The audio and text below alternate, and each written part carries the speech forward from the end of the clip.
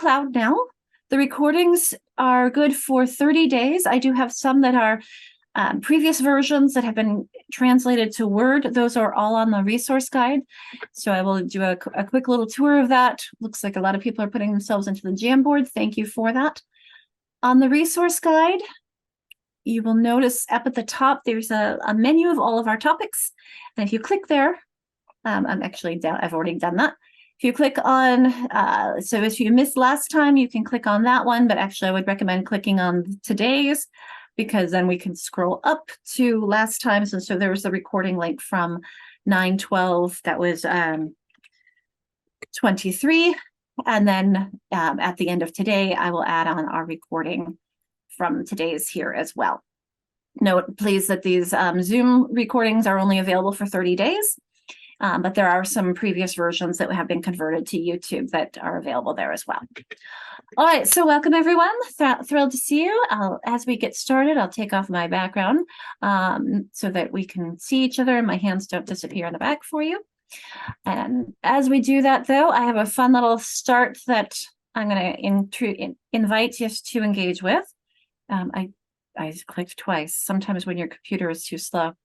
I found this as I was planning for to talk about phonemic awareness and phonology, and I thought this was a fun way to think about how we say things and what phonemes are.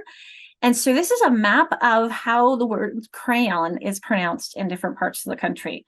And so look at the differences between two syllables, crayon, or two syllables, crayon, where the second syllable rhymes with dawn, although dawn here is like a Dawn, and dawn, it's different from, you can tell I'm from back east. And then you can see there's the kind of the gray with one syllable, it's crayon. Yellow, it's crayon, or crown, perhaps.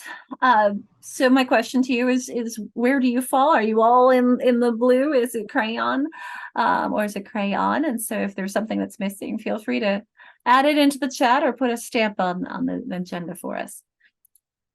Just a fun way to get us started thinking about phonemes. And I'm going to take my background off. Everyone's saying, we're in the blue, crayon. And someone's saying red. Oh, I'd love to see who's that? Who was that? Jamie, I wonder where you're from, down in the crayon versus crayon. It's an interesting, subtle difference. Grew up in Texas. I'd love to hear someone say crown. Crayon. There we go. Thanks, Kathy. Love getting the variety. And what we have to recognize is that language variety is the spice of life. And there's no judgment. It's just interesting on how language has evolved and changed. All right. Thank you for sharing. I always do start with a native land acknowledgement. I like to change it up a little bit with what the background looks like. This is from my region. I invite you to put in your own acknowledgement, if you'd like, for where you are. If you don't know where you are, I'm putting into the chat box the Native Land CA map, as well as a resource for the fact that it is it is Hispanic Heritage Month this month. And so I love it. My daughter just pronounced it crayon. Thanks, Katrina. So this is Hispanic Heritage Month, started the 15th, so just a couple of days ago. So I put the link in for that as well. So this is just a recognition that we are on the, actually it doesn't say where we are on this one, but it does say that this was created with the Coast Salish peoples. But I do like some of the other messages that we see here, and that is that we are responsible for serving these territories, including those whose affirmation lies outside of the U.S. federal recognition. And it's a recognition that the life and the history, it was life on and stewardship of these lands, airs, and waters as sites for human activity since time immemorial. This region presents abundant opportunities to disrupt systemic harm and deliver meaningful, equitable change through service, restorative justice, and collaboration. May we all proceed swiftly and joyfully. I keep this as well as a reference from one of my colleagues in another ESD. I really like appreciation, a reminder to us all that acknowledgement is about a first step It does not stand in for relationship and action, but it can begin to point toward deeper possibilities for decolonizing relationships with people in place. And lastly, our last acknowledgement is about the pain and trauma of over 400 years of racism in the United States. I do have a link here from Great Lakes Equity, which is a fantastic resource. They do free trainings on equity. And it's on it's a teacher's toolkit, minimizing emotional impact on learning disabilities and labeling of students of color. So I'll put that into the chat for us as well. During these times, feel free to add in resources and share things that you would like us to learn from as well. So speaking from opportunities for us to learn from each other, I have some Zoom reminders. Most of you already have your district after your name. If you haven't, then you can add it by going to the participants, jumping up, finding your name. Next to it, you'll see there's the word more, and rename is an option there. You'll notice that I'll be annotating, and you will have opportunities to annotate. The video on is not a requirement, but I appreciate those of you who do have it on. It gives me nonverbal feedback, and I know I'm not talking to just a recording.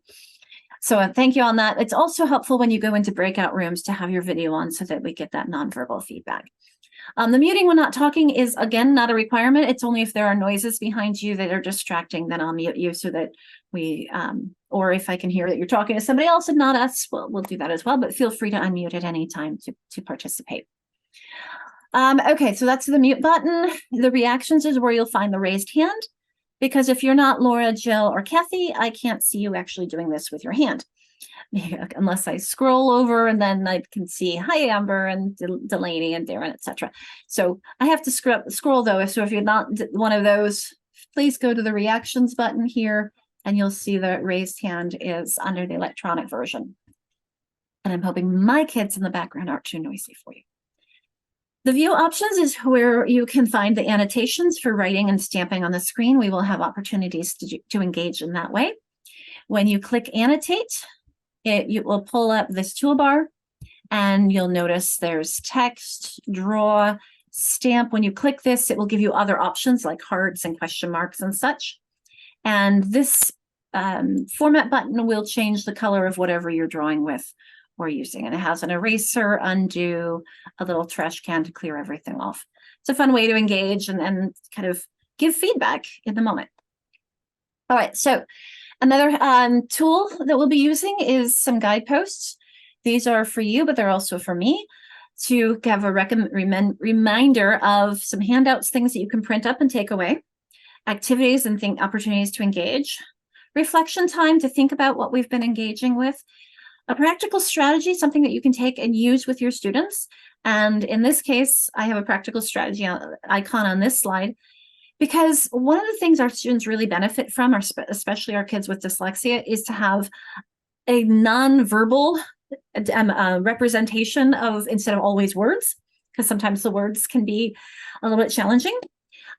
Also having those guideposts or those reminders, it helps build the routines. Okay, so I'm just going to pause with, I should have put this with the other announcements, or sorry, the recognitions, but I do like to have this after the Zoom tips to give you an opportunity to annotate or put something into the chat box. Which of these do you connect with today? These are the beliefs of my teaching and learning department at ESD 113. And I've changed the color, and my communications people have put icons for the words that stood out to me in this. So you can see relationships, that quality teaching, active engagement. Notice how much I'm stressing right on the screen. Take your notes, do something, you'll be talking to each other, because that active engagement is so important for learning. I see somebody's already stamping in and connecting. The professional development, the growth mindset, but of course, you'll notice I put in red down below that word all. When given the opportunity, all students can learn. And that's really what drives me, is not only do I believe that all students can learn, but I believe that all teachers can teach all kids to read. And that's why I'm passionate about providing teachers and paraprofessionals and administrators, everyone who's working with, and parents, whoever wants this information, with the tools to empower them to empower their kids. So thanks for the engagement. I'll give you a moment with that. Laura, what do you teach? Elementary, second grade. Second grade. Oh, that's the fluency time. Such an important Yes. time. And also ELL students as well. So, yes, I'm very, very intrigued. Thank you, Laura. Well, welcome. Glad to have you. Thank you. No worries. Hi, Tammy. I'm going to grab the attendance again. And if anybody needs resources or anything else that we've already put in, please let us know and I'll make sure I get those for you too. Juggling it all. All right. So I'm going to clear those off. Though you can stamp again on this one. Some people call these norms. Whoops, I've drifted away from the bodies over on the share openly one. I'll have to fix that next time. But the things that would be useful for us to get the most out of our time together. So obviously the engagement, listening openly, sharing openly so that we can learn from each other. Expecting and accepting non-closure, because there's always so much more to learn. Especially this is a mini series where I do 2 hours on each topic.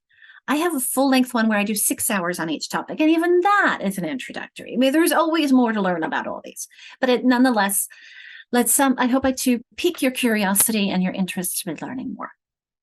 The technology, how can I help with learning, looking things up and engaging, and most importantly, giving ourselves and each other grace. So to look at the goals, I should put an icon for a strategy here. It's helpful for us to know where we're going and what we're in the middle of.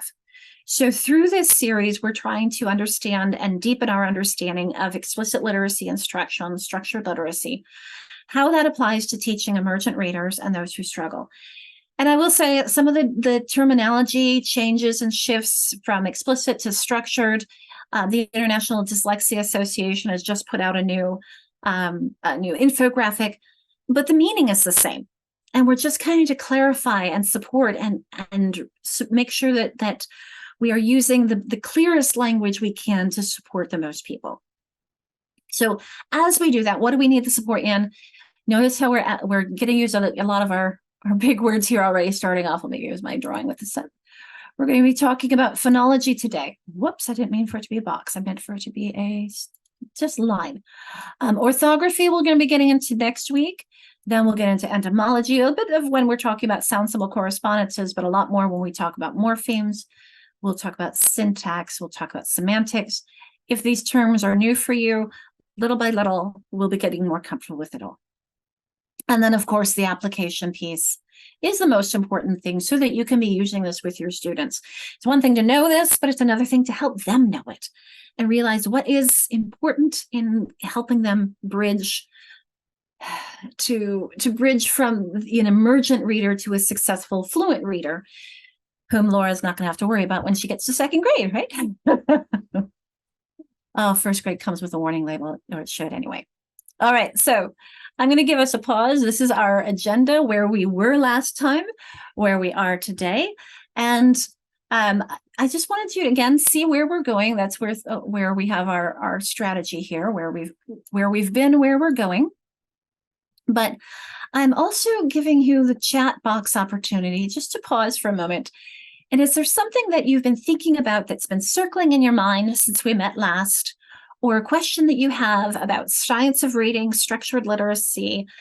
I'll check the Jamboard to see if there's anything on the parking lot. But I'm just also going to pause and see if there's anyone who'd like to unmute or put something into the chat box for us to discuss before we jump in today. So I'll give you a moment while I go to our Jamboard.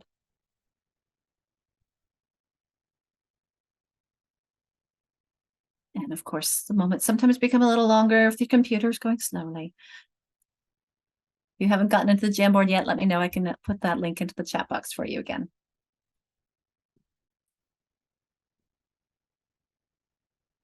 Okay. No questions yet? We'll jump in. Okay. Questions or thoughts, feel free to stop me at any time. Okay, here we go. Takes a Jamboard link. Let me grab that again for you.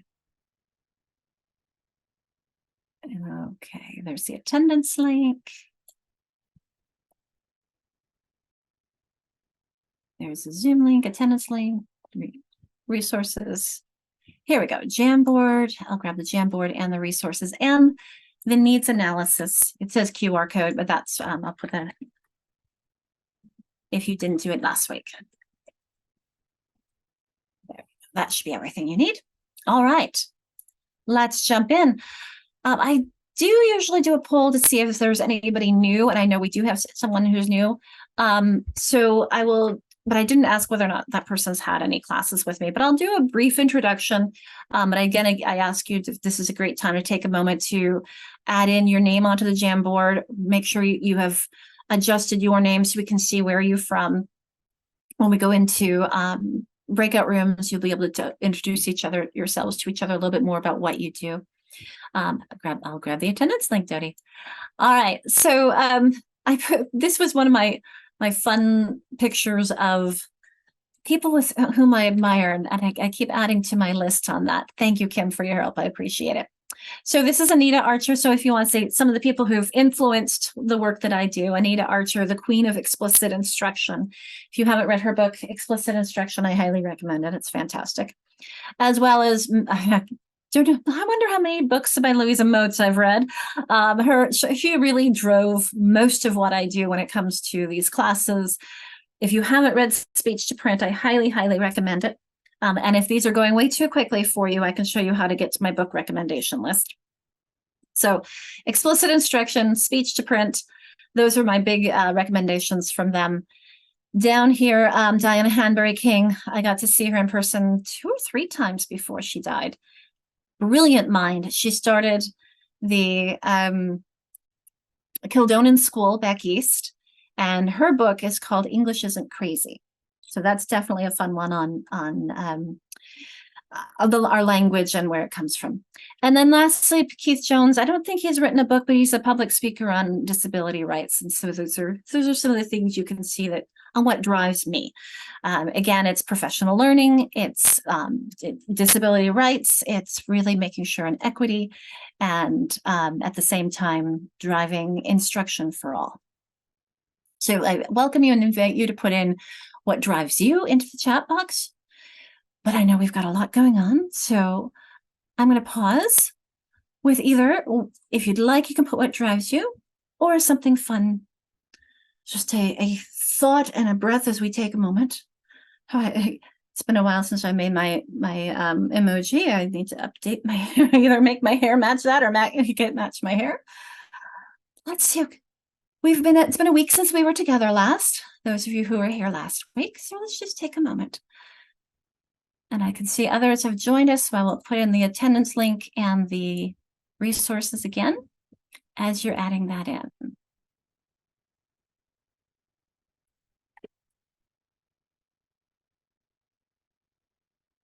Interesting, busy. I know. Sometimes someone said to me, or I think it was at the end of the day yesterday, it's been a long week, and we said it's only Monday. So it's okay. We're still in September, folks. We're getting into the swing of it, isn't it? Oh, I love the children's aha moments. Thank you. Learning while using a new curriculum. We have busy and challenging whirlwind. Yes. Thank you for everybody who's sharing and contributing and helping each other out. I'd like it to be a collaborative space. Busy. Yes. It's September. We all take a deep breath. Oh, I love how Lorna being a constant for your students. Looks like I'm not the only one. I love it. Lots of new things. Oh, Tammy, I'd love to hear at some point what's going on new with you, because I know Tammy, she's in my region. Amazing but busy, of course. It's the beginning of the school year. Well, hope nobody had never boring. My son's first day of high school. He had to go into a lock-in, I think they called it, because someone brought a gun to school and it was loaded. So it's welcome to high school, right? Okay, we can do this. Oh, wow, Tammy, thank you. Well, 4th grade. Oh, how fun. All right, so let's jump into the content now. I will put in the tiny URL explicit. We have 43 people, and when I checked just before class, We had only 18 people had done the survey. So that's what you are seeing on this screen. So 18 of the 43 of you have completed this. And so I'm going to recognize that if you haven't done this, you may be anywhere here in your comfort with and knowledge of phonological and phonemic awareness between 0 and 10. And if you are contributed, notice we have a bit stronger, but we even have a 1. And one of the things I'd like to draw attention to with this is that we are going to be inevitably a heterogeneous group. There are going to be people who have strong on this and people who are less strong. So we need to keep that in mind and support each other and work together and help each other out, particularly when we work with phonemes, because that's going to be some of the more sticky parts. All right, I do have a reminder from last time when we talked about the simple view of reading, and I'll bring this up for us to look at the whole thing at once. And actually, I had a revelation today because I was meeting with all of the literacy coordinators today, math, science, and early learning. And as we were talking about integration and the content integration, I realized that the content integration is contributing here. That's building our language comprehension. It's building our understanding of the world and what's going on in it, and science and social studies and math. And this is helping me understand language and the words that are being used around me. Those of us who are teaching our kids to read focus on building these skills. At the same time, we want our kids to apply those skills into their content. So this is the application, and it comes back around here too. So that, notice we have the multiplication symbol on that is, of course, our goal is that reading comprehension, for which we need both the ability to read the words ourselves and understand them as if someone had read it to us. So just a brief reminder on that simple view of reading. Thanks, Karen. That one of the things I also like to emphasize is that this is not static within a student, that an individual can be strong or weak with our language comprehension, depending on the passage's vocabulary or syntax. So in other words, if you gave me, I can sound out pretty much any word you give me, epitome might be tricky, it looks like epitome, but my language comprehension, my knowledge base, my vocabulary store becomes that upper limit because I can sound everything out. If you gave me a book on protein kinases or engineering, I would struggle to understand it because of the vocabulary and how the words are used, the syntax. I will definitely put the attendance link in again in just a moment. So I'm going to put this up while I grab that and just give you a moment to think about what this means when it comes to how our emergent readers grow in their language comprehension skills, as well as their word reading skills. So I'm just going to grab the attendance. I'm going to see if there's anybody who would like to process through, given what I said on the last slide, rather than me do the talking. Is there anybody who has some thoughts, either have seen this before or have some thoughts on looking at why I made this in reference to what I said on the last slide?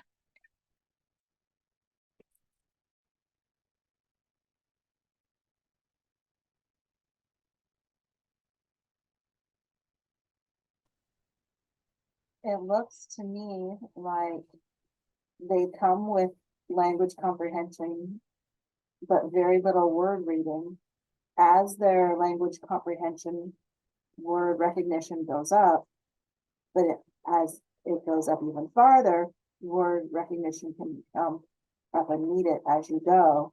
So the importance of really exposing students to reading and language through everything just drives it. It's not just what's in front of their face, but what they hear and what they talk about.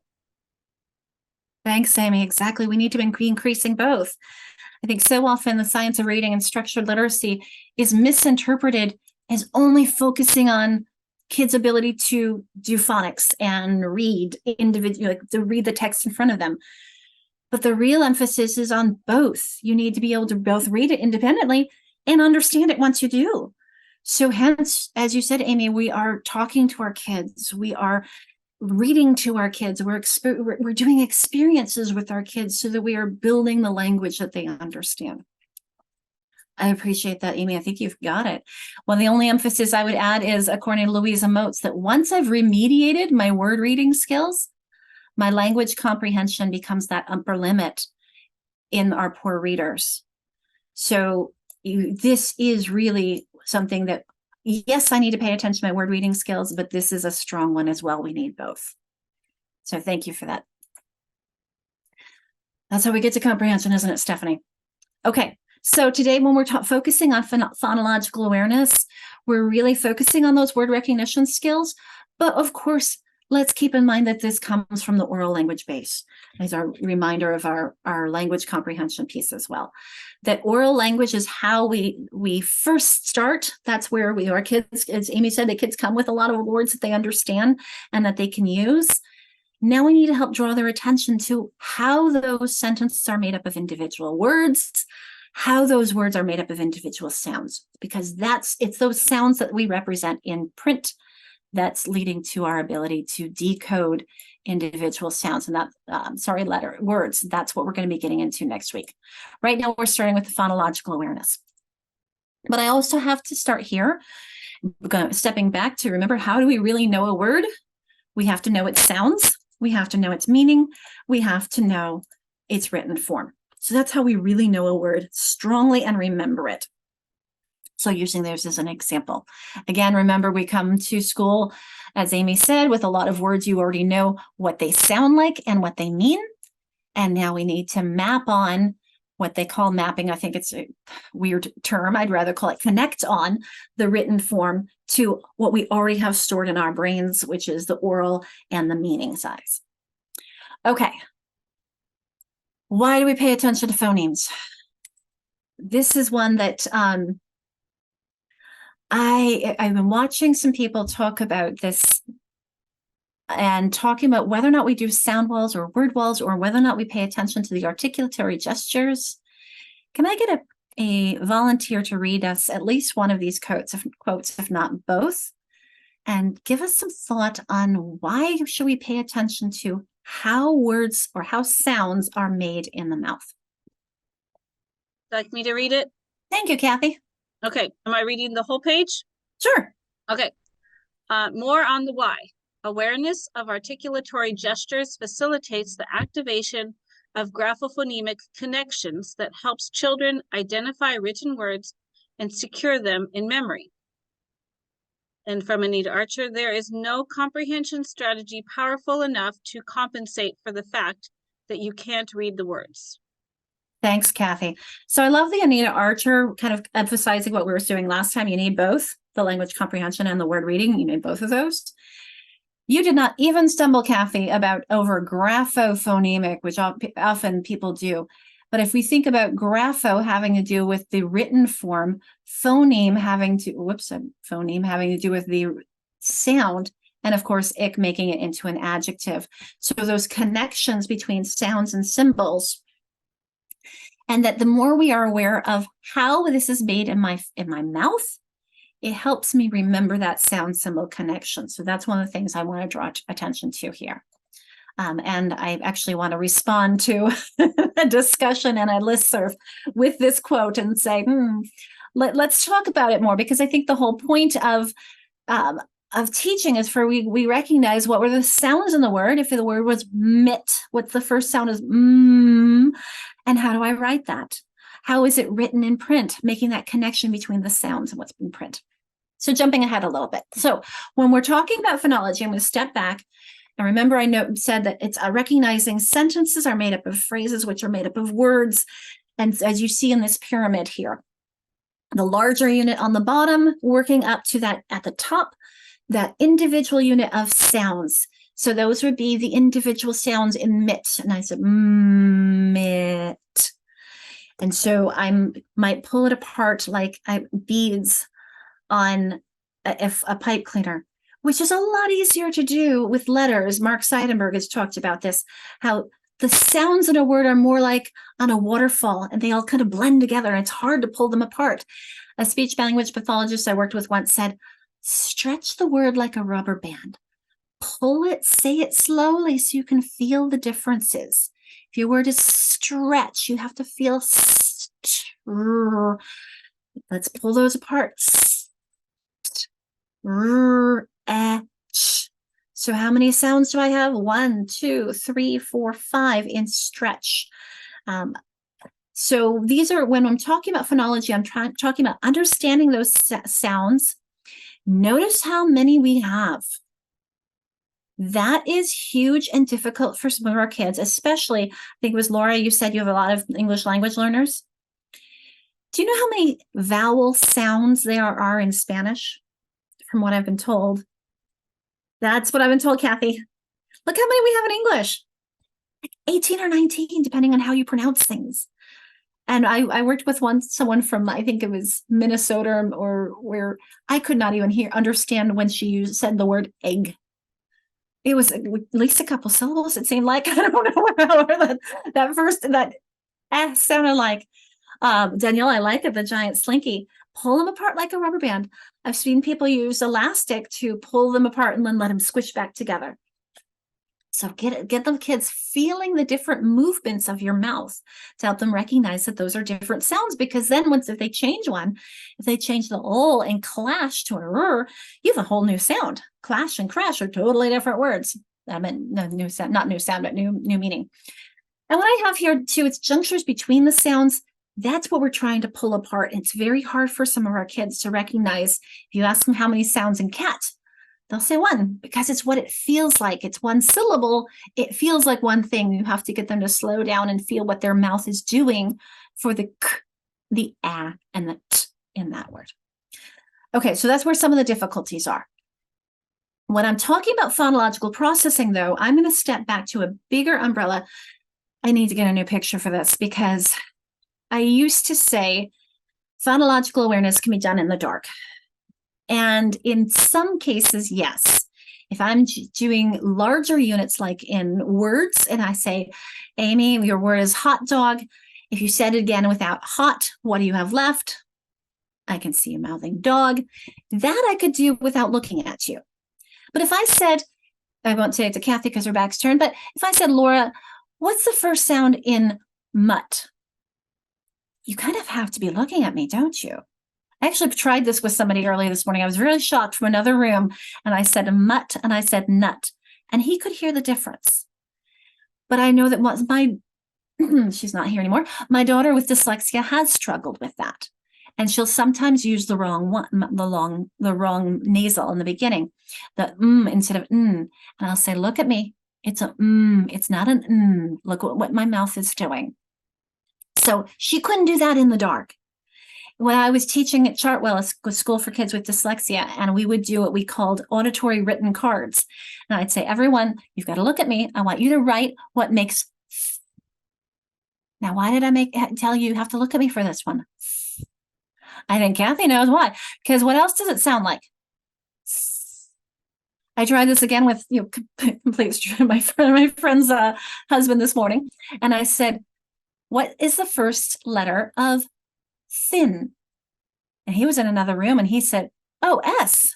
He thought I said sin. And I said, no, thin or thin. So notice how those are so close. You might have to look at me. So hence, it is really comparing its sounds. It's manipulating, it's pronouncing them.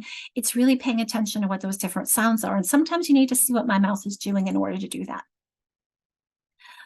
Okay, someone is, someone's using attendance. So if you are not able to get into the attendance because you're on the phone, hopefully you have the same link. It's the same link each time. So if you kept that link from last week, you can sign in it today.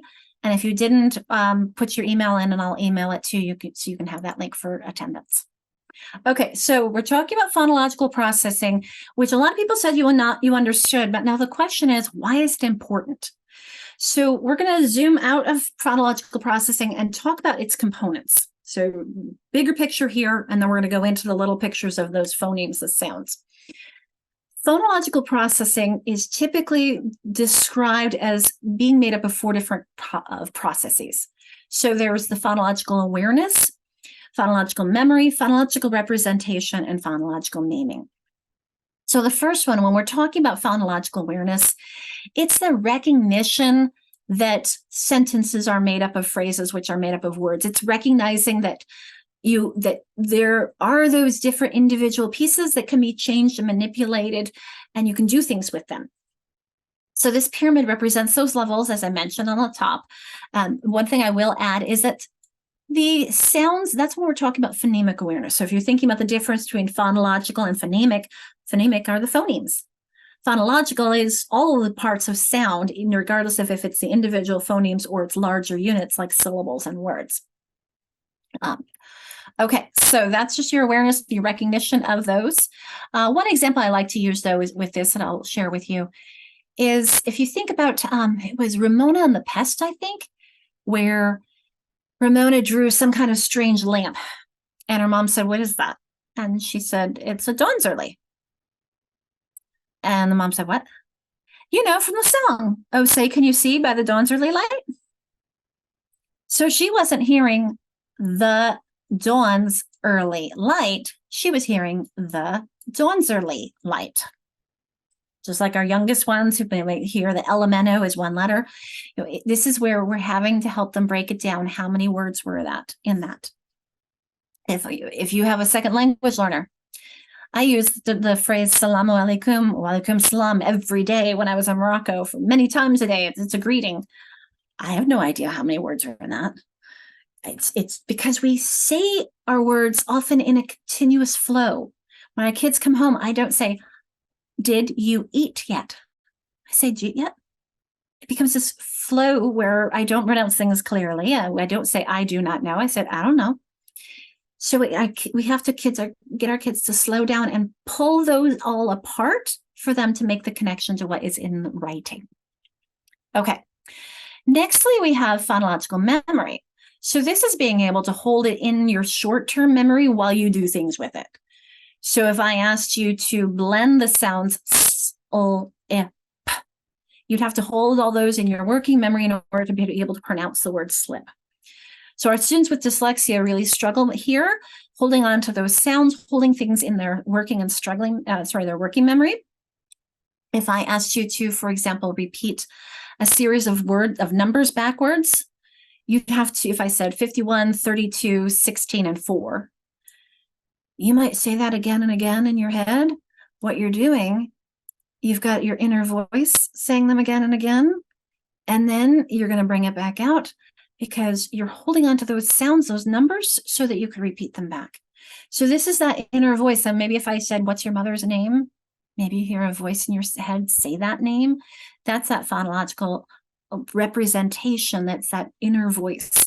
If you remember, I think it was the Electric Company, where the little girl walks to the store and she says to herself again and again, "A carton of milk, stick of butter, carton of eggs." Anyway, loaf of bread, stick of butter, carton of eggs. And she says it again and again and again. She wasn't yet capable of having it in her inner voice. She was using her outer voice to stick it into her phonological memory so she would remember. Okay, clearing that off, because last but not least is our phonological naming. I have an image of a grocery store here because if you know where things are in a grocery store, you can go in quickly and get it, and then you're going with your day. Our phonological naming is your ability to go into your memory store, find what you're looking for, and get it out and use it as quickly as possible. Unfortunately, for some of our kids with dyslexia, there's somebody who goes in and rearranges where the things are in the store, and then therefore they struggle finding it. So they know it, they've used it, and they know it has something that they're close with. It might be volcano, but it comes out tornado. They've got some close sounds. It has nothing to do with it. It's a big bad thing. They're just getting that wrong word out. And for some of them, it may be very, very common. For my daughter, for a while, it was pronouns. She would get the wrong pronoun out. Her brother would say, "That's a girl." She's like, "I know, I said he instead of she." It's that word retrieval issue. That's the phonological naming. That's what we're measuring when we look at a rapid automatized naming skill, which is something that's on our screener requirements, is if I show you a bunch of colors that you know, how quickly can you retrieve the right word for it and get that across? Okay, I've done a lot. This was a great start for us all. I'm going to give you a moment to talk to each other. Yeah, because true, you haven't met, some of you may have not met each other, or it's been a while since last week. So I'm going to pause the recording and put you in breakout rooms to have a chat with each other. And I did notice that some of the people who were in a meeting, they left their Zoom on. So I remember one of them, I'll make sure that I make a room for people who aren't here or don't join into the Zoom. So that way people have the options. So who would like to start sharing out something that you talked about in your group?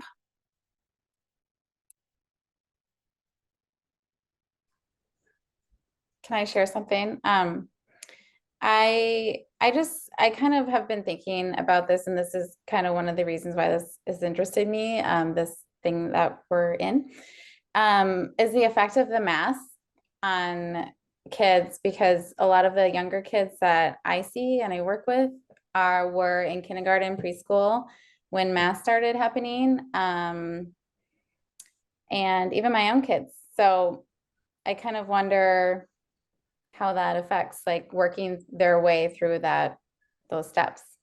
Tremendously. And that's one of the reasons why I think a lot of speech and language pathologists got clear masks or a clear shield or something so the kids could see their mouths. When people in my trainings at that point were asking, how do we do this? I said, make it. Hold on. Sorry, Janice, we were getting some echo. When you're ready to share, feel free and I'll stop talking. We'll have to do one at a time. Is to make a recording of yourself making the different sounds so they could see what your mouth is doing.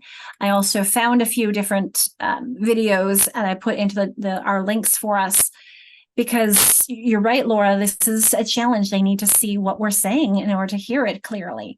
And that definitely was challenging with masks. I think that Zoom was probably easier because you could see my mouth more easily than you could with a mask on. But it's definitely, we have something we are working through. So I appreciate that. Mm-hmm. Thanks, Laura. How about another group? What was something else that you had discussed? So in the group I was in, it was really interesting. The group of people, or the mix, were pretty much third grade and lower. So I'm the peer inclusion, I'm a preschool teacher. And then there was kindergarten first and up to second, but don't tax me, I had a little bit of a day, just started preschool. But anyhow, we were talking about how that real importance of how kids really need to learn. If you look at the tier, the triangle, if you want to build this space, you got to have this up here, that little piece. That little piece is so important. And having kids really learn what that sounds like and what a letter and a comparison to the sound. Mm-hmm. Tremendously. I want to get to what those sounds are. Before we do, I want to give us some practice time and think about the importance of this, because this is one of the things I feel like is way too misunderstood. Actually, I should change this advanced to proficient, but nonetheless, the concept that we need to go beyond just blending and segmenting individual sounds. So remember when I gave the example of clash and crash, how those changed by one sound, but they're very, very different meaning. If your shoes clash, they are not crashing together. And yet there is, now maybe clash is not a word that we use so much anymore, but let me think of another one that we use more often, slip and sip. Again, two very, you might sip your tea and you might slip on the ice. Okay, not so much out here, but we do get a little bit of ice. But nonetheless, you can see how just one phoneme makes a tremendous difference in our reading. So when we're thinking about our levels of phonological awareness, and Mary, your kindergarten, preschool, your kids are going to be perhaps learning with rhyming and alliteration, maybe pulling apart syllables, maybe identifying first sounds. And we really want to get them moving toward our blending sounds, squishing them back together, pulling them apart, so that by the end of third grade, we have them able to play with sounds the way that I'm doing, changing play to pay, changing fix to fic. That's not a real word. That's a better one. Changing mist to miss by taking off the t. That's a tricky one. But how do we change those and play with those? That's something that we want to move forward.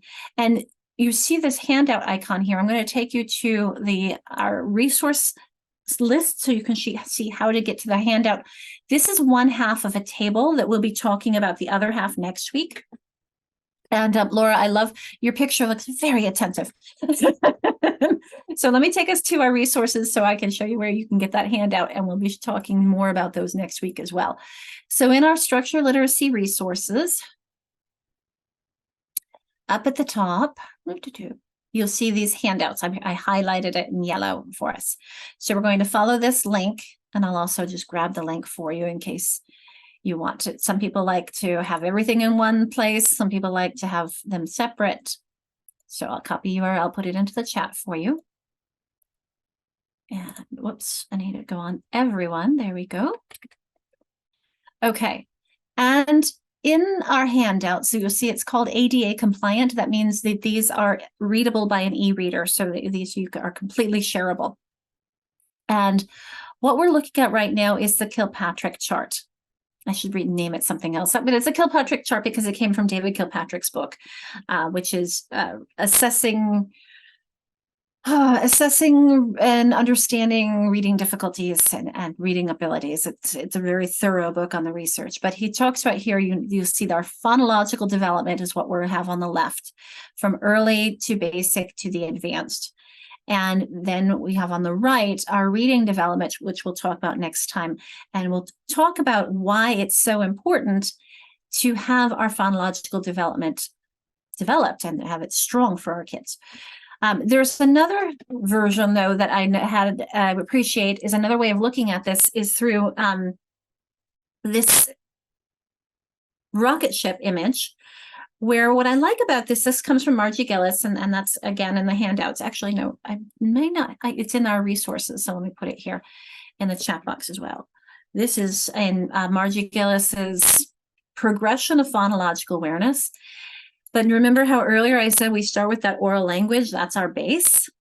And you know that there, Mary, your preschoolers were being able to understand individual words, rhymes, syllables, then they get into alliterative language, noticing that if you think about Aunt Allie's alligator, AAA, or Berenstain Bear's bee book, that you'll be a beautiful baboon biking backwards. They all start with that same sound. And then you get into the individual sounds, and the progression of phonemic awareness is, it is easier to pull off the initial sound or identify the initial sound of a word than it is the final, and the hardest one is your medial. Our vowels are the hardest things for our kids, particularly our kids with dyslexia, because remember how many vowel sounds we have? Like 18 or 19? A lot easier in Spanish with only 5. We have a lot of vowel sounds in our language, so we have to really pay attention to how those are made. And then, of course, our goal is for that full phonemic awareness. So what we were seeing on David Kilpatrick's chart, that's more kind of like number one, his basic was his early down here in 2 and 3 of Margie Gillis's, and number 1, medial, final, and initial, final, and medial. This is his basic and advanced because he's talking about being able to do things with those. While this, as I said, initial is easier than final, which is easier than medial, it's also the case that it's easier to blend than segment than manipulate. So you have those progressions of skills. My apologies on poor connection. Is that everyone, or is it just certain individuals? Mary, is your connection, am I coming through okay? Okay. If anyone is not having a good connection, you can feel free to log out and come back in. And we're also recording. I hope I resumed recording. Yes, I did. Okay, good. All right. Sorry about it's technologies. I always say technology is great until it's not. And whatever you miss, you can watch the recording of. Okay, here's one other way of seeing that progression. And again, I think it's useful just to see what's easier versus what's harder. Because if we're going to be teaching in a structured literacy framework, we're going to think about the progression and a structure or a scope of sequence that doesn't jump to something harder before they have those easier skills. Now, I want to keep in mind, though, I'm going to go back to his progression and his levels here. I don't want us thinking that, Mary, your kids have to be able to rhyme before we start playing around with sounds. It's not a progression of you cannot move on to the next step before you have mastery of a previous one. This is the typical progression of how we learn them. And that's what you're seeing here is what is more difficult versus, oops, sorry, not that one. What's more difficult at the top versus what's easier at the bottom. That's not to say that you don't want to get to blending and segmenting individual sounds as quickly as possible. That's the biggest bang for your buck in kindergarten because it's individual sounds that we write and read. And we read the written version and it's a representation. But these other skills are those that help us develop those individual skills. Okay, we're going to get into this blending and segmenting individual phonemes. We're going to get into which is more difficult and less difficult. So I'm going to need at least one volunteer to unmute, and I'm going to give you some examples of each one of these 6 so we can model for everyone what this feels like. So may I have someone unmute and we can do this modeling? I promise I'll do it again if you want. Thank Or you, can Kathy. somebody else. All right, Kathy, I'm going to put my marker here so we know which one we're doing. Okay. So with the first one, we are going to manipulate the first sound in an initial blend. I feel like I'm taking a test right now. Well, I'll help you through. So by manipulate, we mean delete or substitute. So in your first one, I want you to take the word trim, and I Okay. want you to say it again without the t. Rim. Exactly. See, that's not hard. You can do this. Now, I'm going to have you change it. So your word is blue, and I want you to change the b to g. Glue.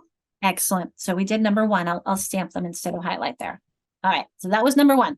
We're now on number 2, deleting an ending sound. Your word is cart. Please delete the ending sound. What's Car. exactly. Grasp. Oh, grass. Exactly. So that was deleting the ending sound. Substituting the vowel sounds. No, this is going to be harder. Your word is dad. I want you to change the a to I. Did. Your next word is not. I want you to change the a to e. Net. Exactly. So now we're going to get harder, manipulating the second sound in an initial blend, which is harder than the first sound. Your word is plan, and I want you to say it without the ul. Can. Your word is break. Say it without the r. Okay, well, I'm thinking spelling now, so I want to say Don't think of spelling, think of sound. Break break. without the Bake. r. Then you got it. Your next word is fly. I want you to change the ul to r. Fry. Exactly. Your next word is spill, but I want you to change the p to k.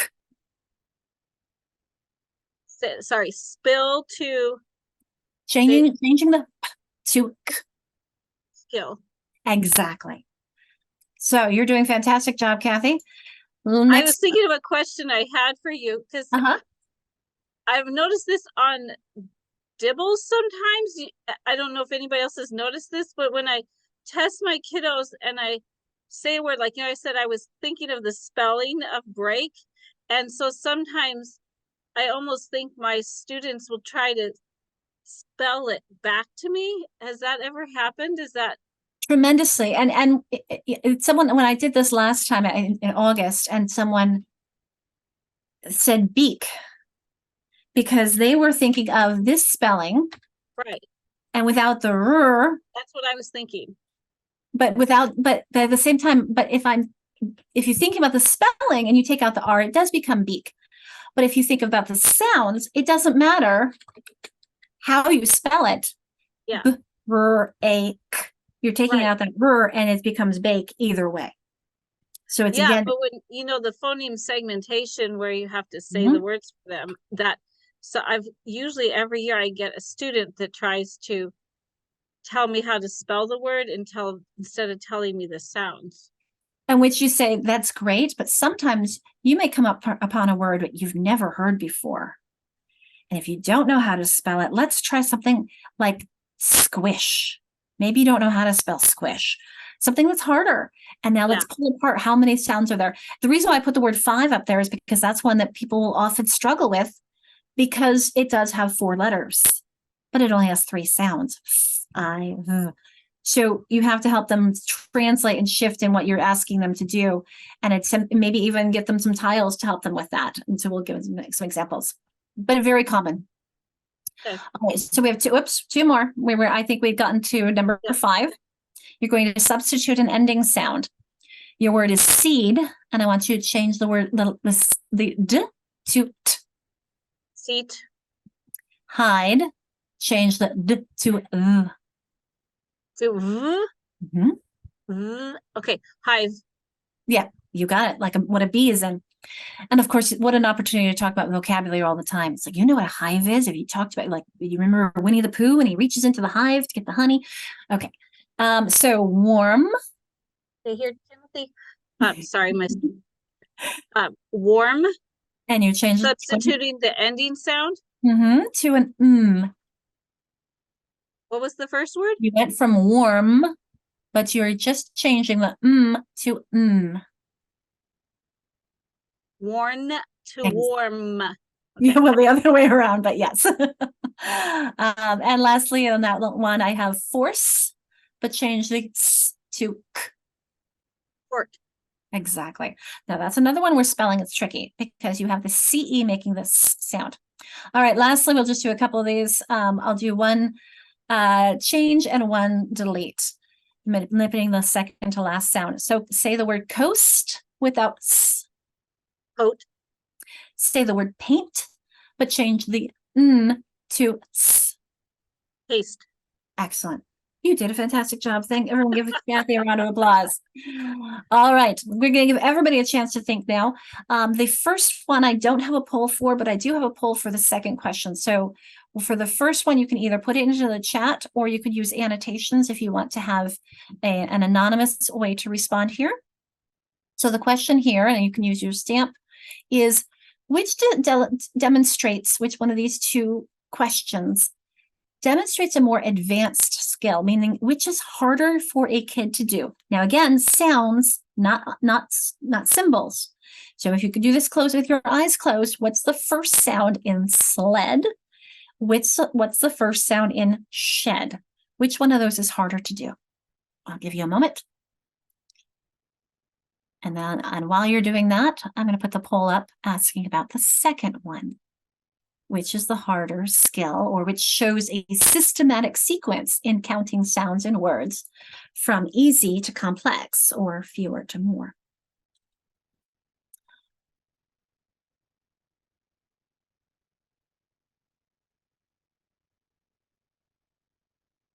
Okay, I was saying some people online on the chat saying sled and some people saying shed. So although on screen we have most people saying shed, in the chat it's a shifting. We'll talk about why in a moment after everyone's had a chance to do that poll for the other one as well. It's a great scheme. I think this is pretty rare that we get majority of people getting it right. The number on the second one.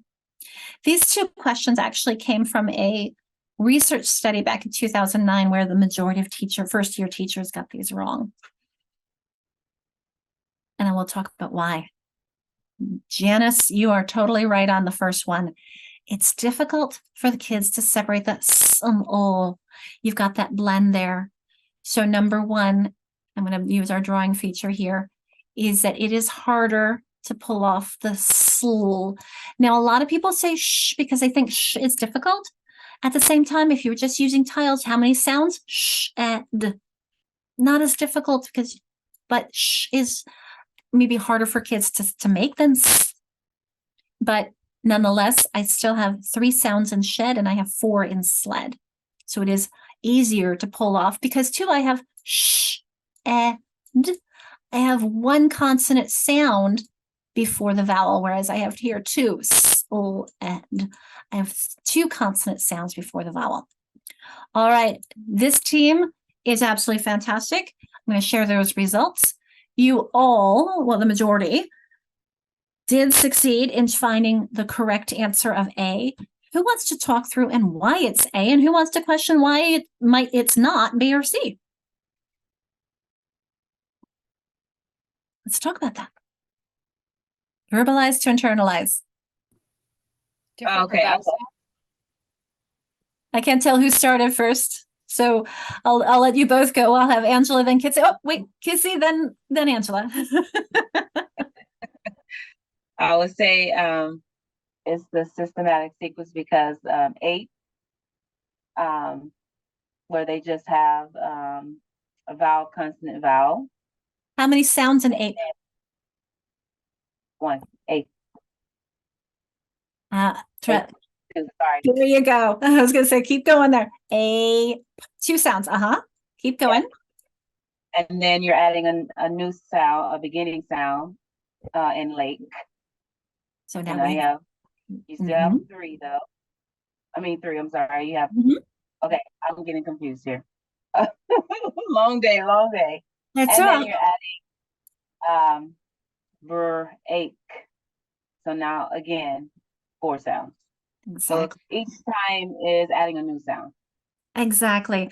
People have often, when you look at 2, you go from 3 letters to 4 letters to 5 letters, but notice up 3 sounds and sh up 3 sounds. So Angela, were you going to say anything different, or was did it get everything that you were going to say?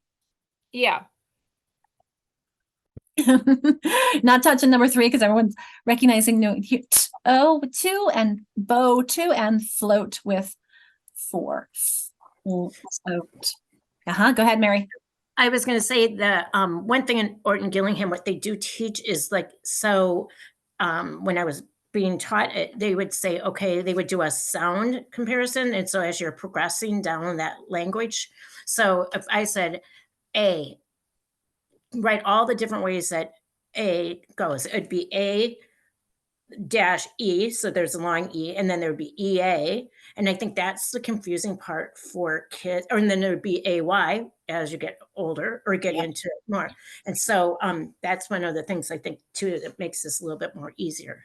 AY, EA, A, and then I teach during the summer, I would teach a little summer school during July with like first graders, and I always teach them that AY is a really quick one to learn because it's AY and it's always at the end of the word at the end. So you have day, May, K, and that sound. And so they would pick that up. They would like, oh, that makes sense.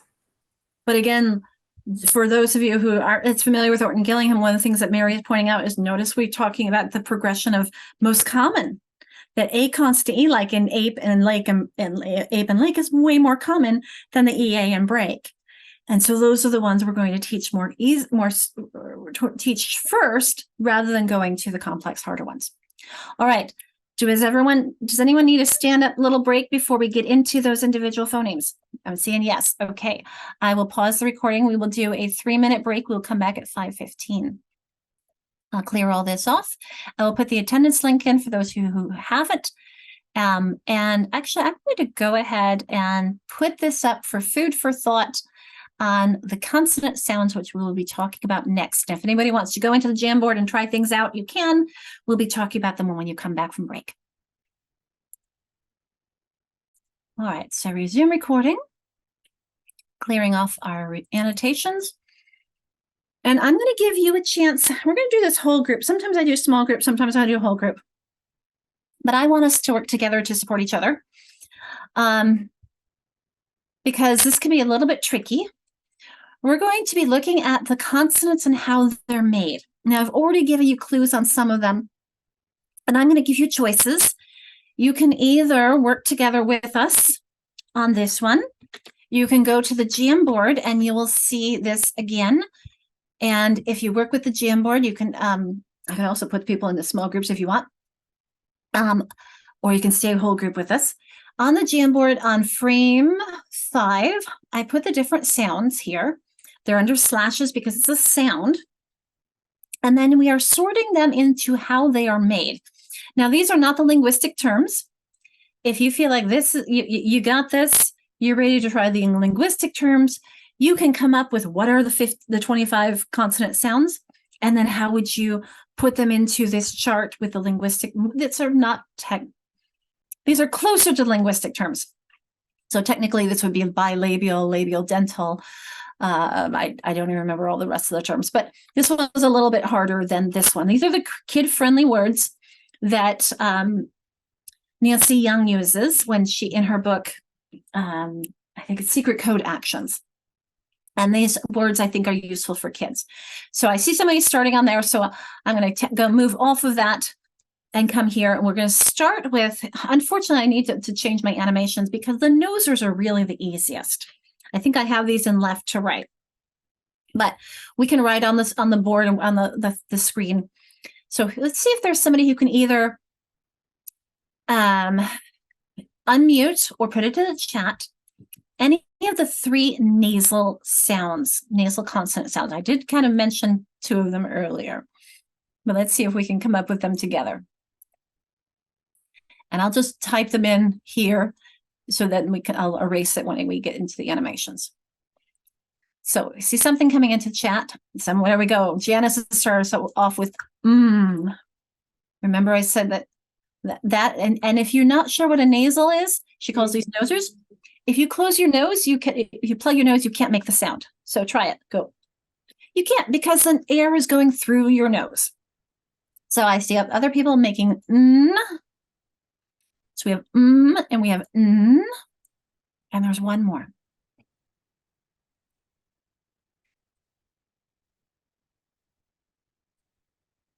Danielle says there's audio to a video, like someone's teaching or playing. I don't hear it. My apologies. All right, there we go. Trish has got it. So is our last noser. Janice, if you close your nose, you could still go p, p, p, but you cannot go or Then I will write it with an ng for like in a ring. Okay, we have our 3 nasals. Now, we have 3 pairs of sounds where there's a stop. The air stops. So we're going to start with Janice's p, p. Now, are my vocal cords on or off with p? Do you feel? Say p, p. Do you feel any vibration here in your vocal cords? No, thank you, Stephanie. So we're going to put that in a voiceless. P, p. And I'm going to put it next to the because look at what my mouth is doing for and look what it's doing for p, p. It's got that same motion, doesn't it? Okay. What's its noisy neighbor, or its noisy brother, if you will? So you make p. Now engage your vocal cords, and what do you make? There we go. I see people putting in b. There we go. You can add on these yourself too if you want to continue on without me. All right, we've got b. Somebody made in earlier t and k. Those are my other quiet ones. I'm going to put the t here, and I'm going to put the k here. And I'm going to let you tell us what their voiced partners are. So notice I have the t where the same place that there you go. You see people. Thank you, Kizzy, for having to leave. Okay, so we have, you know what I mean. Thank you for your participation. So we had d with t, and then I had somebody put in the, what's the noisy partner of k? G. There we go, I see it there. All right, so I'll clear those off, and we'll pull up the animations for that. Come on, here we go. Our stoppers, our nosers. Now the friction makers, there's some vibration as the air is passing out of your mouth. So our lips are causing some vibration. There we go. Elizabeth's got one of them. I'm going to put that in our voice category. What's its? And we have Tammy's got exactly. And Dodie is. Where does it go? You want to unmute and tell us where we should put the. Sorry, voiceless. Voiceless partner to whom, or to which? There you go. It's partner. See, you guys are amazing like this. We can just go through it quickly because you rock. We have, how many pairs of friction makers are there? I'm trying to remember. I should have been using the other one. There we go. S is our voiceless Z. There we go. The first one told us how many, and I jumped off of that one. Let me go back to that. Here we go. Our friction makers were 4 pairs. 2, 2, and 4. I'll remember that. So we're halfway to that. We're 2 more pairs of frictions. See if we can. Oops, I gave them all. Let me see if I can go back and do that too. Did anybody not catch those? Cherry, that's an interesting question because there is a s at the end of k, but notice what you put in. X has k, it has actually 2 sounds. It has a k sound, it has this one, and it has this one. Ks. There we go. No, you were right. Is your name Tebna? Whoever put in try to find it is correct.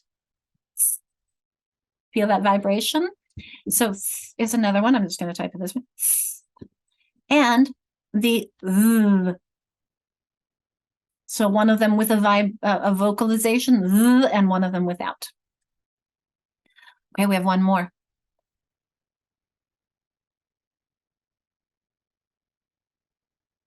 We're close though. If we think about we used an example when we were talking about, there we go. Oh, Tammy, almost.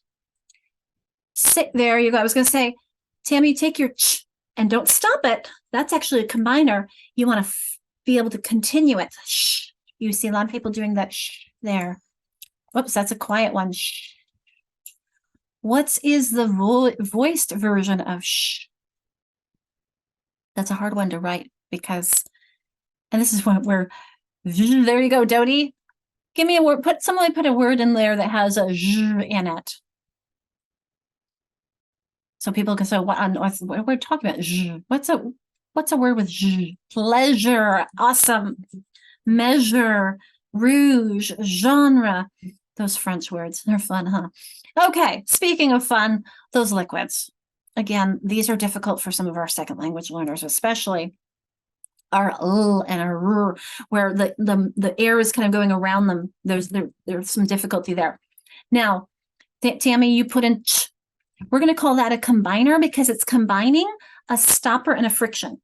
So I go ch because I've got that sh and a t very quickly. So I'm going to put that in. Who can tell me that is ch, ch, ch? That's a quiet one. What is its noisy partner? Put your vocal cords on. There you go. I see people putting in j. So j and ch. There we go. And then lastly, we have the gliders. The etc. So difficult, complex, yes. But why is this important? Well, let's look at how these are made. So that's where we're going to look at the linguistic forms. I put the VL for voiceless and the V for voiced. Notice these are all made in that same way with the now the nasals we call give me a second because my brain I've been too busy. We talked about being too busy. The nasals I'm going to put it here for continuant because I can stretch it. So remember when I said mit earlier, or how about fin? I've got I can hold it. These are all continuants too. I can hold them. They're easier for blending than stops. It is harder to blend it together than fin. Notice how I'm not stopping. Now the affricates are stops as well. The glides and the liquids are pretty continuant too. So the ones you hold we call continuants. And you think about how these are made. And this is a cute clue that I was thrilled to read once. That if you have kids who are struggling to substitute the B or the B and the D substitutions, look at what your mouth is doing when it makes and b and p. It's a straight line, isn't it? So you can tell the kids to start with that line and pull that down and bounce the B. Whereas the d, d, d, it starts when you're writing this one, I say we'll start with a magic C, A, B, C, D, start with the C and go up and down and around. but where you can start with the line with the and d because it starts with that. So notice how these ones are made the same way. These ones are made the same way. And these ones are made the same way. It's just that the nasals you hold, and then these ones are a voice stop and a quiet stop. So b, p, and d, t, and g, k. So a couple of things else I want to point out where kids gets confused are these pairs, that or the now, and Tammy, you were thinking about the ch. I want to draw some attention to something on ch. How many of you have had your kids say that they hear the t and ch? Stephanie, so they're technically right. Now, we may argue and say that the ch in chair is the same as the ch in match. At the end, though, you're slowing down a little bit and you're pulling it apart because the ch sound, hopefully I'm doing that one. Yep, there we go, is actually linguistically a very squished and fast version of the t and sh together. So I'm going to do red and blue make purple there. So when your kids say they hear it, they're just slowing it down too much. You're like, oh, you know what? You're right. But let's squish it together, because if that sounds at the beginning of a word, we're not going to spell it TCH. We're going to spell it with the CH. That's how we spell that at the beginning of the word. At the end of the word, we'll use the TCH if it's right after a short vowel, but not if it's after a consonant. We'll talk about those next week. Okay. There. So is that Tabanimar? Oops, I was Tabanab. Oh, wow, that's a hard one. Marawa. I remember you, Marawa, from other. Okay. So the tree where they spell with a ch, what you're seeing there is your kids who start with this t, and then their next sound is down here, the r, and it slides to here. It becomes tree. So you're starting with that t sound, and they're having to go r, tr, tr, tr, like the choo-choo train.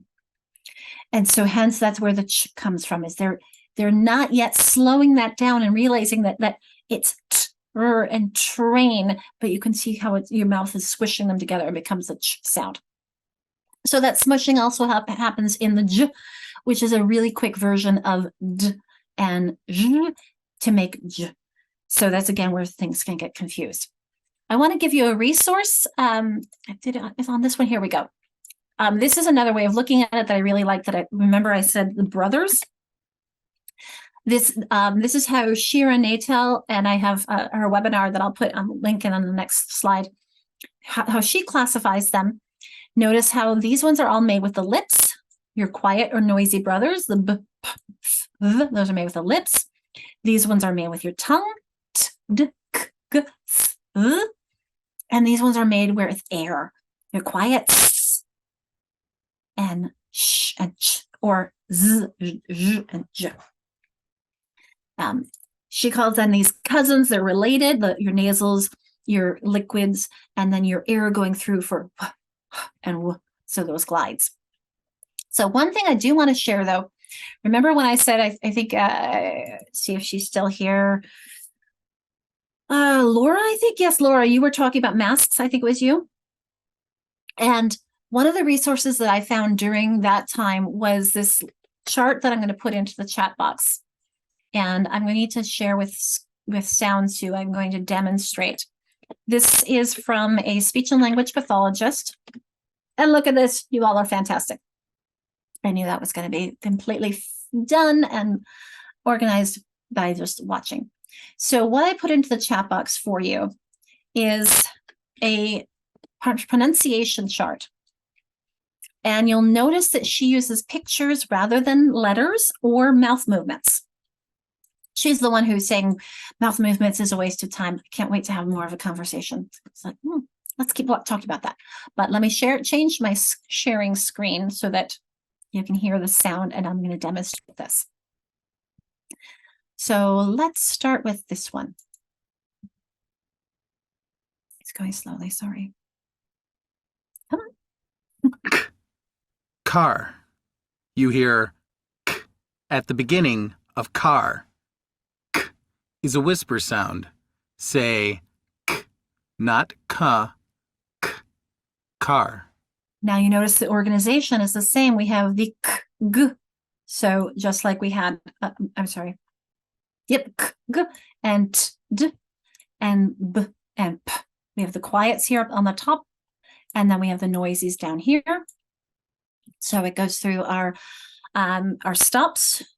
Now here are our nasals, and here are, these are interdentals, th, th, th, sh, zh, and h.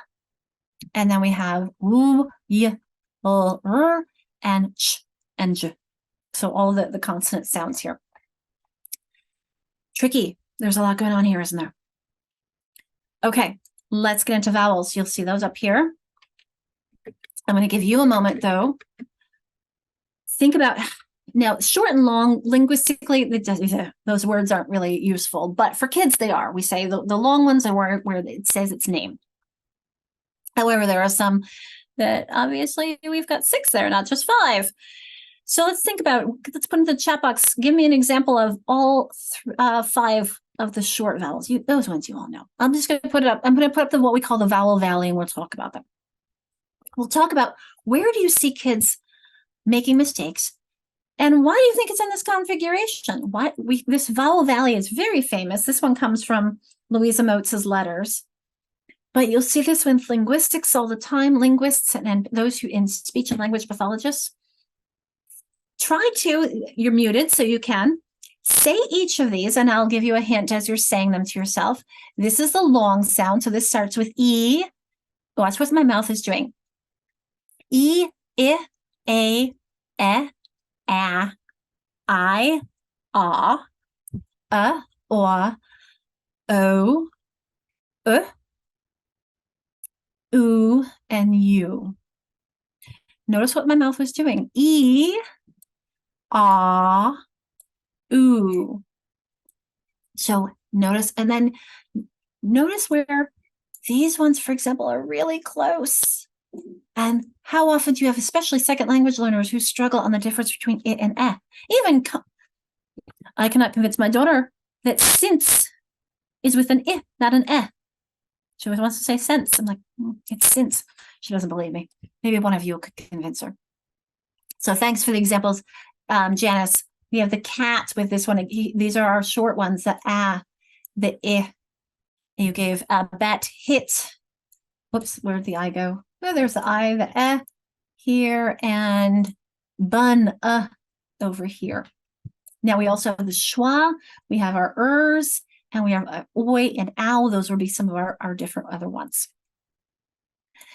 Confusing for some of our kids because we've got some weird vowel sounds, and then you've got the and the air and the or, and it's very difficult for some of our kids. Okay, let me go back to our pronunciation chart. Janice, the schwa. So Janice brought our attention to, I kind of mentioned the schwa there up in the top there, that upside down E. It's really the unstressed vowel. And so, and yet there are some single syllable words. We always say single syllable words are always stressed. Well, we need to be careful with that because they're not. The word the is a perfect example. It has the schwa sound for the E. But there's also, you could say hand me the keys, please, hand me the keys, please. It does come out more of an E sometimes. But it's an unstressed word, and we say the. In olden days when it was 2 E's, that would be the ist a villain, or whatever it might be. Nonetheless, it is an unstressed sound if you think of and about. And banana, Alicia, that reduced vowel sound, it's not its true sound. We call that a schwa. Much more complicated when we get into multisyllabic words. That's when we'll talk about it as in syllabification. All right, let's go to our vowels here, and I'll give you an illustration. We have our longs, A, E, I, O, U, and U. Notice they have 2 because cube and tube, short vowels, nope, and cup. And we have our other vowels, like book, or, oi, and ow. And then the syllabic vowels for syllables like in the like in bird, and ul, like in bottle, ul. And frankly, that's very complicated when you think of how many syllables in owl or Carl. It's hard for kids because it doesn't look like another syllable. It shouldn't be another syllable, owl, but because that L, that's hard to spell. Because the O is making it's a syllabic vowel. It really feels like another syllable to the owl that's flowing from the W to the L. So we're not going to get our kids to spell that one right away, are they? Okay, let me clear all that off and let's do some practice. Let's think about what is the first sound. Let's clear all that off. And then we're going to give you an opportunity to talk to each other again. Actually, I'm going to shift things a little. We'll do the first one together, and then I'm going to give you the second one to talk about in breakout rooms, and then we'll talk about together. So let's just look about these. Think about which ones would be difficult. And I want to give you another one too that I hear on the radio all the time. And I want you to think about what's that first sound. So let's take a look at which ones you think might be tricky and why. We'll start at the top. Potato, not too much. Pretzel, we've got pulling off the p a little bit trickier. Chorus, tell me why, Kathy. What's the first sound in chorus? Well, kids always have hard time with like character, the word character, if they see that somewhere in chorus, because it has a k, but it looks like the ch. Mm-hmm. And school has that ch making k as well. Most of the time, these are of Greek origins. So let's see, we've got yesterday. What's that first sound in yesterday? I think yesterday is hard because they have a hard time remembering that sound to me. Well, and that yesterday and unicorn both start with a y, doesn't it? So that makes it challenging and difficult. I would say, Go ahead, Mary. I was going to symbol. CY is. That's sound. So difficult, like the k here. Genre is French. That j. Because G can be a ga, but it's a stop sound because it's followed by a short. And how often do we teach them that GA says j? But it's not. But that's amazing, Kate. I'll just say with preschoolers, they'll take that G and make it a J. I'm constantly correcting them. I don't know why, but it's all the time. I always get them to say J, and I'll be like, no, it's ga. Interesting. Well, maybe they're more used to the like in giraffe and gentle. Interesting. Yeah. So we've got some others in the pharaoh because that. It'll be what would they call it? Pharaoh. It'd be that mnemonic. Drops off. We've got the silent R, W and a wrestle and. But even with that again, that j, like j, it becomes a j in drastic, doesn't it? It was like that dr dress becomes dress. What's the first sound in this one?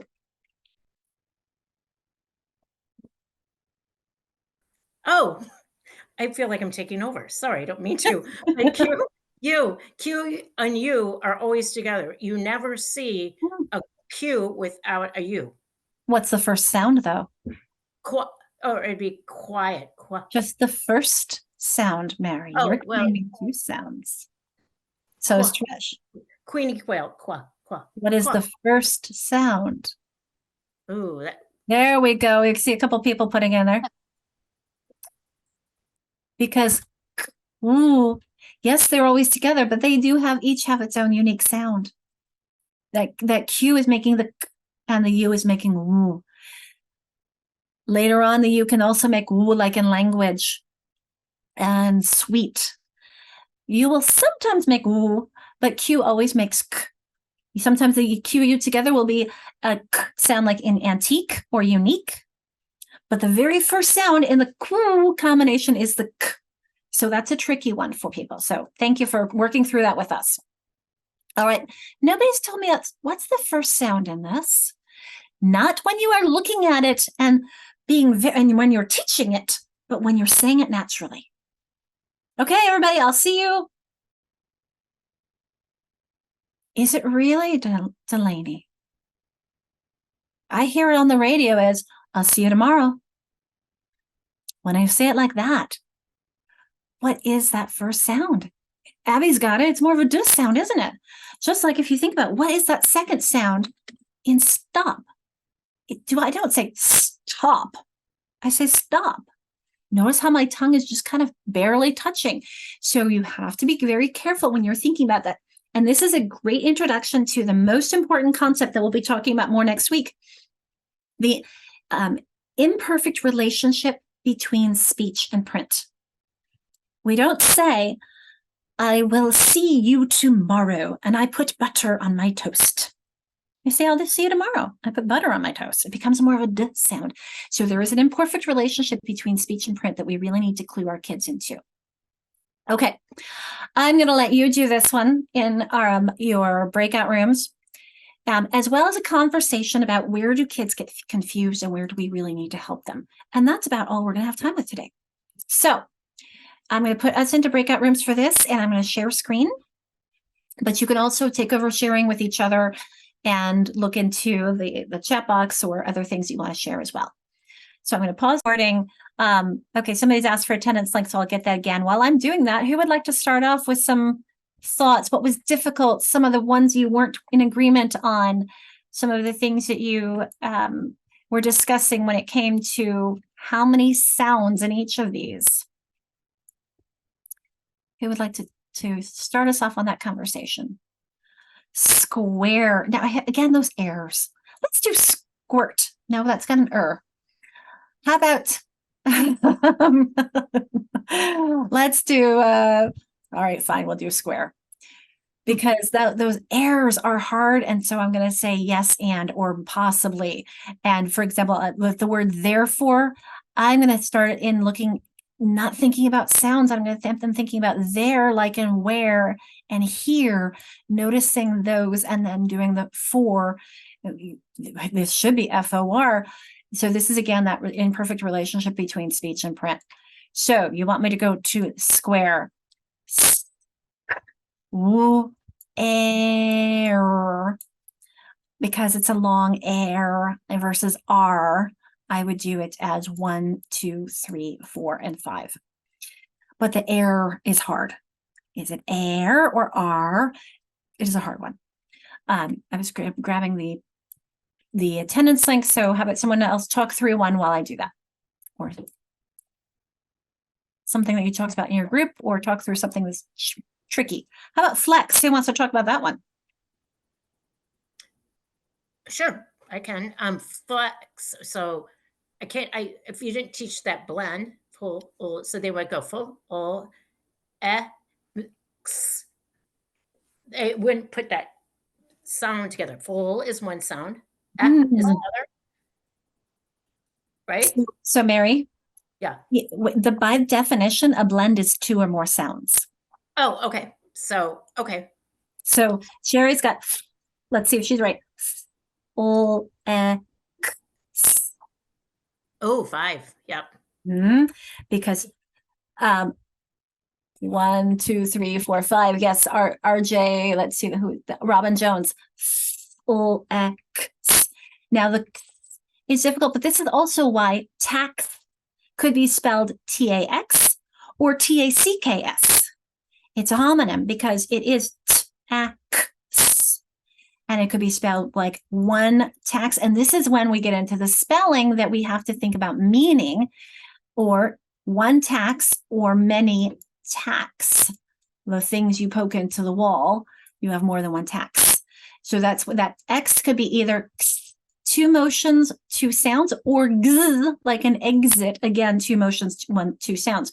The only time X makes 1 sound is if it's at the beginning, and it's z, like in xylophone or Zeus or Xerxes, or it's much more common at the end with making the x. All right, let's see. Scorch, because the or, and again, it depends on if you teach the air and the or. So scorch, or sh. I think linguistically, some would say or as 2, and some would say 1. So hence the R controls. There's definitely some discussion about that. Opaque, O, P, A. Dodge, easy, D, J. Trident's a hard one because it's not trident, it's trident, but it sounds like trident, doesn't it? Any others here that you talked about that were tricky? Also, tell me why, Delaney. I just because like the all I don't we were when we were talking about it, just sounded like all is that a all together or I don't know. Well, because maybe it is weird because it's not al, it's all. Right. I saw the all. Awful. Oh. Okay. Again, you're going to give me all those ones with the R's, aren't you, Trish?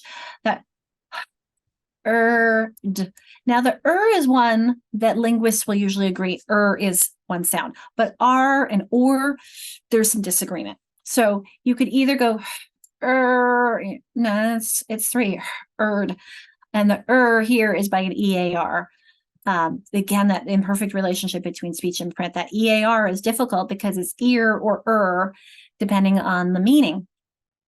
Again, that imperfect relationship between speech and print. Meaning comes way more important when it comes to spelling than it is in reading. In reading here, though, we have to recognize the flexibility that EA could be an EAR could be or ear. And we have to try one versus the other and flex it. Complicated. Our language is extremely complicated. And notice how no one had a problem with stay, even though we've got that Y. We're going to have fun talking about Y next week. There's chimp is easy, but you've got that is where kids will sometimes miss that because like in chimp or pumpkin, because they're not feeling that and p. You notice how your mouth is getting ready for a p by making So that's one that can be easily forgotten. I have another slide. I'm going to clear these off to talk about some other things that could be forgotten in our last couple of minutes together. Co-articulation, we kind of alluded to where how things are spoken together and it makes them hard to pull apart. That all, Delaney, that's that influence of the L on the A sound. So al is harder than all, so hence the all and ball and wall. That L is making an influence on the vowel sound. R's make an influence. We talked about the R, or, ear, air. Nasals have influence on the vowel sounds. That g, that voice glottal stop does. We talked about schwa a little bit, and the flaps, the butter, that's really hard. And your sound reduction is when they're kind of swallowing it, like I'm going swimming instead of going swimming.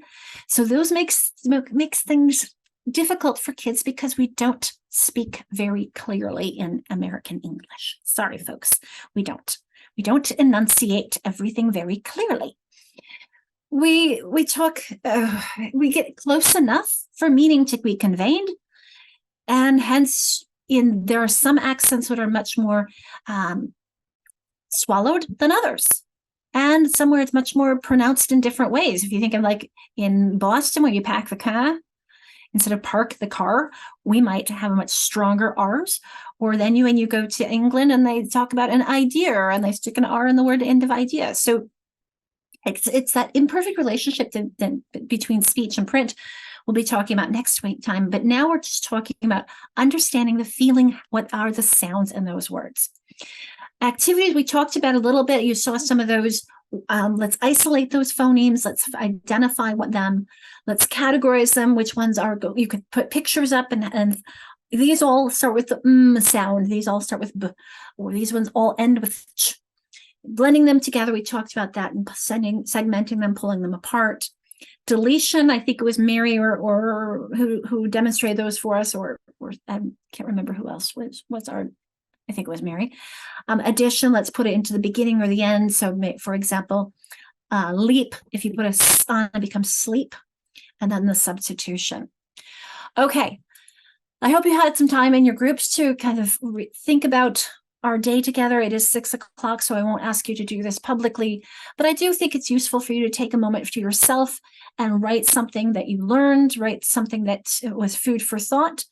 We can bring it back next week when we talk. And I do just want to pass on my thank you for everyone and your activities, your engagement. We will see you next Tuesday again for sound symbol correspondences. And here are my resources again. I will make sure I can, if you don't have them yet, please stick around. I'll put them into the chat box for you. And I hope you all have a great week. So I will pause the recording, actually stop the recording, and